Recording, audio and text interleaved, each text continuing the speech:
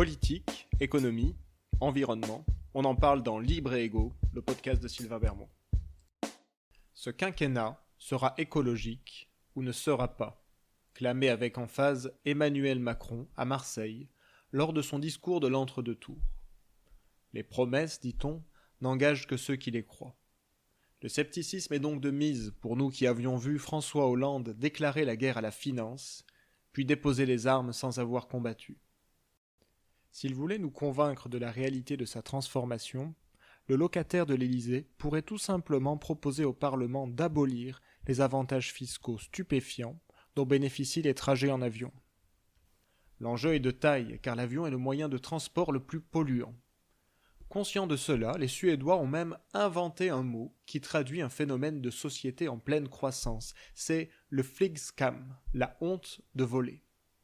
Donnons quelques ordres de grandeur pour fixer les idées. Par kilomètre parcouru, un homme qui voyage en avion émet à peu près autant de gaz à effet de serre que s'il se déplaçait seul en voiture. Par conséquent, si 2 personnes se déplacent dans la même voiture, elles polluent 2 fois moins que si elles avaient pris l'avion. S'ils se groupent à 4 dans un même véhicule, nos voyageurs polluent alors 4 fois moins que s'ils avaient chacun pris un siège dans l'avion. De surcroît, les avions contribuent au changement climatique de 2 manières différentes. D'abord avec la combustion du kérosène, qui rejette du CO2. Mais les réacteurs des avions génèrent aussi de l'oxyde d'azote, de la vapeur d'eau et d'autres gaz à effet de serre. Quand on additionne tout cela, l'impact total de l'aviation sur le climat est environ 3 fois plus élevé que celui qui est strictement dû à ses émissions de CO2. Certains viennent au secours de l'avion en soulignant que ce secteur ne représente que quelques pourcents des émissions mondiales de gaz à effet de serre. Ici, 3 remarques s'imposent. D'une part, les Occidentaux ont un usage de l'avion bien plus intensif que le reste de la population mondiale. Si l'aviation compte pour seulement 2,4% des émissions mondiales de gaz à effet de serre, ce chiffre monte à presque 4% en ce qui concerne l'Europe. D'autre part, le trafic aérien mondial bénéficie d'une croissance effrénée, avec une augmentation annuelle de presque 6% en moyenne depuis 2013. Si la tendance se poursuit, le volume du trafic sera encore multiplié par 2 ou par 3 d'ici 2050. Plus généralement, l'argument selon lequel tel ou tel secteur de l'économie pourrait bénéficier d'un statu quo car il ne représente qu'une petite minorité de la pollution totale est absolument irrecevable. Le problème avec cet argument, c'est qu'il pourrait venir à la défense de presque tous les secteurs. Au bout du compte, le trafic des camions ne représente que 8% du total de nos émissions de carbone. Le transport maritime, pas plus de 2%. L'industrie du ciment, environ 4%. Le propre des émissions de gaz à effet de serre, et c'est l'une des raisons pour lesquelles nous peinons tellement à lutter contre le changement climatique, c'est justement que ces émissions sont diffuses, c'est qu'elles sont issues de sources multiples. Ce n'est que l'accumulation de toutes ces sources qui entraîne le réchauffement de la planète. Alors si nous décidons qu'un type d'activité doit être préservé, bénéficier d'un droit à ne pas réduire ses émissions, comment limiter cette exception à un seul secteur ? Aucun argument valide ne justifierait cette différence de traitement. Et bientôt, nous nous retrouverions à abandonner toute ambition de réduire nos émissions de carbone. On retrouve un problème similaire dans les négociations internationales sur le climat. Chaque gouvernement met en avant des raisons de minimiser sa contribution à l'effort collectif, soit parce que son développement est récent et qu'il a donc historiquement peu contribué à la crise actuelle, comme l'Inde ou la Chine, soit au contraire parce qu'il pollue beaucoup et depuis longtemps, et qu'il aurait donc du mal à réaliser un changement de cap radical. Au bout du compte, nous devons choisir entre 2 voies. Légitimer toutes les excuses et aller droit dans le mur, ou les refuser toutes et s'assurer que l'ensemble de l'humanité mette en œuvre les changements qui s'imposent. Il y a quelques années, quand la majorité macroniste a décidé d'augmenter les taxes sur les carburants, elle s'est bien gardée de toucher à la fiscalité du kérosène. Peu d'entre nous savent à quel point les avantages fiscaux dont bénéficie le secteur de l'aviation sont généreux. Non seulement le kérosène est la seule énergie qui n'est pas taxée, mais la TVA est réduite à 10% sur les vols internes, et à 0% sur les vols internationaux. Au bout du compte, je suis plus taxé quand j'achète une baguette de pain que quand je m'offre un aller-retour Paris-Montréal. Pire, cette niche fiscale offre un avantage considérable à l'avion par rapport aux autres moyens de transport. L'essence vendue aux automobilistes est visée par des taxes comme la TICPE et la TGAP. L'électricité utilisée par les trains est soumise à toute une série de taxes locales et nationales, dont la CSPE, la TCCFE et la TDC-SFE. Pour le kérosène, rien. Il s'agit véritablement d'une subvention à la pollution. Comment comprendre cette bizarrerie ? Il faut remonter à l'année 1944, quand la France signe avec une cinquantaine d'autres pays la Convention de Chicago, destinée à développer le transport aérien international. Cette convention sera complétée par une série d'accords bilatéraux qui interdiront la taxation du kérosène destiné aux vols internationaux. Voilà l'explication légale qui justifie le statu quo sur la fiscalité du kérosène. Cependant, les accords internationaux ne prévoient aucune interdiction fiscale concernant le kérosène destiné aux vols intérieurs. Celui-ci peut donc être librement taxé. C'est déjà ce que font plusieurs pays, comme les États-Unis, le Brésil, le Japon, la Norvège ou les Pays-Bas. Alors qu'en France, les gouvernements successifs se sont toujours refusés à franchir le pas. Il s'agirait d'une mesure d'autant plus pertinente sur le plan climatique qu'une grande partie de la consommation d'énergie des avions est liée à la phase de décollage.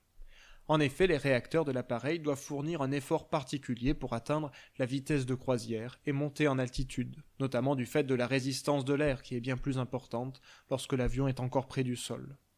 Les avions de ligne volent généralement autour de 10 000 mètres d'altitude, dans une zone de l'atmosphère où l'air est bien plus rare.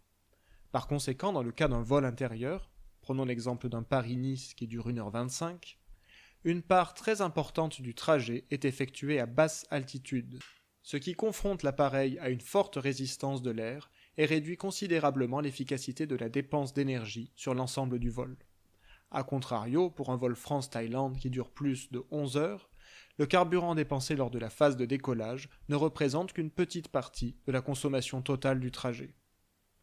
Par ailleurs, la France est un pays de taille moyenne, 10 fois plus petit que la Russie, le Canada ou la Chine, un pays qui dispose de lignes TGV permettant de relier les différentes extrémités du territoire en un temps raisonnable, ce qui réduit considérablement l'intérêt de maintenir des vols internes. Pour toutes ces raisons, de plus en plus de personnes sont favorables à l'interdiction des vols intérieurs quand il existe une alternative raisonnable en train. À titre d'exemple, on peut citer les liaisons Paris-Bruxelles, 1 heure par le train, Paris-Lyon, 2 heures par le train, ou encore Paris-Marseille, 3 heures par le train.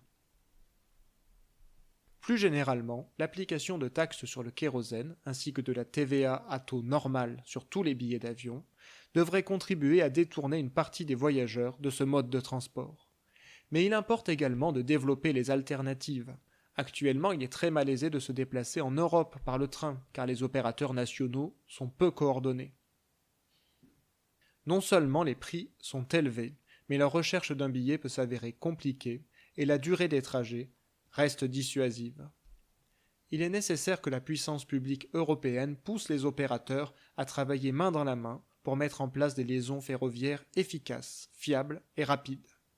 Le réseau ferré européen doit être capable de relier les grandes villes européennes avec des prix et des temps de trajet compétitifs par rapport à l'avion.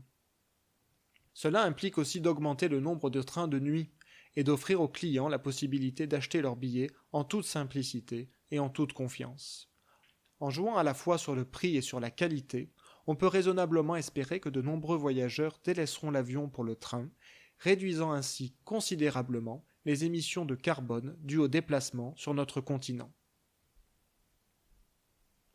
En plus des taxes, les experts en énergie de l'association Negawatt préconisent 2 autres mesures fortes pour contenir la croissance du trafic aérien.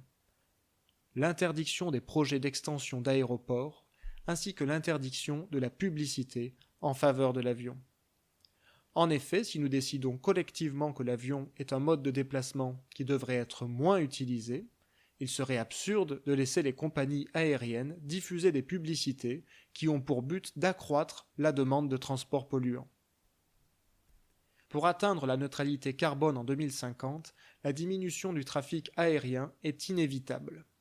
L'association Negawatt estime que le nombre de vols internationaux devrait être réduit d'un quart, tandis que le nombre de vols intérieurs devrait être divisé par 5. Pour atteindre cet objectif, il sera nécessaire de taxer lourdement les billets d'avion. Les compagnies aériennes sont évidemment vent debout contre ce type de mesures et promettent une grave perte de compétitivité pour les pays qui oseraient s'engager dans cette voie.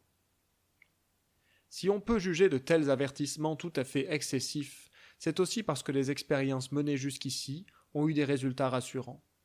Les États de petite taille comme la Suède ou les Pays-Bas ont déjà mis en place ce type de taxe et rien n'indique que cela leur ait porté préjudice. Les billets d'avion ne sont pas des produits de première nécessité. Pourtant, ils bénéficient d'avantages fiscaux massifs et injustifiables. À l'heure où notre planète brûle, continuer à subventionner le moyen de transport le plus polluant revient à jeter de l'huile sur le feu. En complément de la taxation des billets d'avion, d'autres mesures fortes pourraient permettre de contenir la croissance du trafic aérien. Le développement des lignes de train entre les grandes villes d'Europe, l'interdiction des vols intérieurs, un moratoire sur les extensions d'aéroports, ainsi que l'abolition de la publicité en faveur de l'avion. Imaginons maintenant un président de la République nouvellement réélu, qui aurait annoncé un virage écologique lors de sa campagne électorale. S'agit-il d'un simple baratin ou d'une vraie conversion ? Si ce président n'entreprend pas rapidement de mettre fin aux subventions dont bénéficient les trajets en avion, alors nous aurons les idées claires quant à la sincérité de son engagement.